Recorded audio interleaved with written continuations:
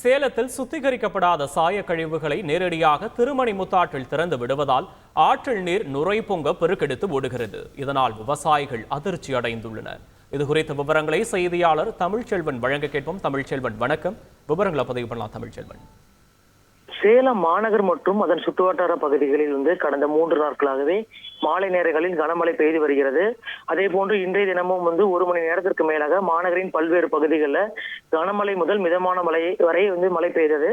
இதனால் மக்களுக்கு ஒரு புறம் மகிழ்ச்சியை ஏற்படுத்தினாலும் மற்றொரு புறம் திருமணிமுத்தாறு விவசாயிகளை வேதனையடைய செய்துள்ளது.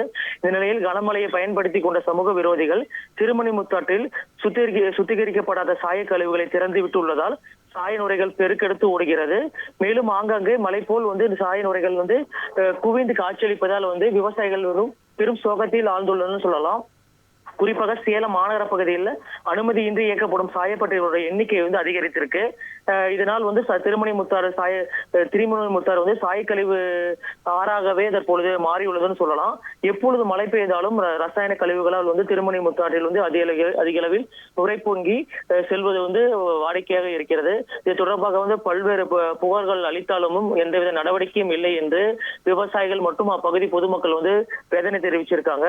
மேலும் இந்த நுரை காற்றில் பறந்து குடியிருப்பு பகுதிகளில் விழுவதால் மக்கள் அதிக அளவில் துர்நாற்றம் மற்றும் தோல் சம்பந்தமான பிரச்சனைகள் பாதிக்கப்பட்டு மிகுந்த சிரமத்திற்கு ஆளாவதாகவும் தெரிவிக்கிறாங்க.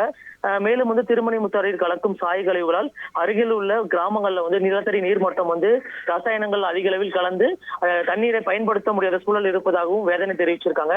எனவே இதற்கு மாவட்ட நிர்வாகம் மற்றும் மாவட்ட நிர்வாகம் மற்றும் சுத்திகரிப்பு நிலையங்கள் மூலமாக பல்வேறு நடவடிக்கைகள் மேற்கொண்டு நேரடியாக திருமணிமுத்தாற்றில் சாயக்கழிவுகள் கலப்பதை தடுப்பதற்கு நடவடிக்கை எடுக்க வேண்டும் என்று விவசாயிகள் மட்டுமில்லாமல் அப்பகுதியில் இருக்க பொதுமக்கள் தொடர்ந்து கோரிக்கை வச்சிருக்காங்க.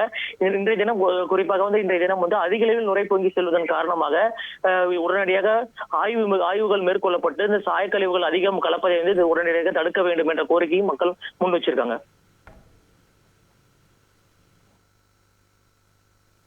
விவரங்களுக்கு நன்றி தமிழ்ச்செல்வன்.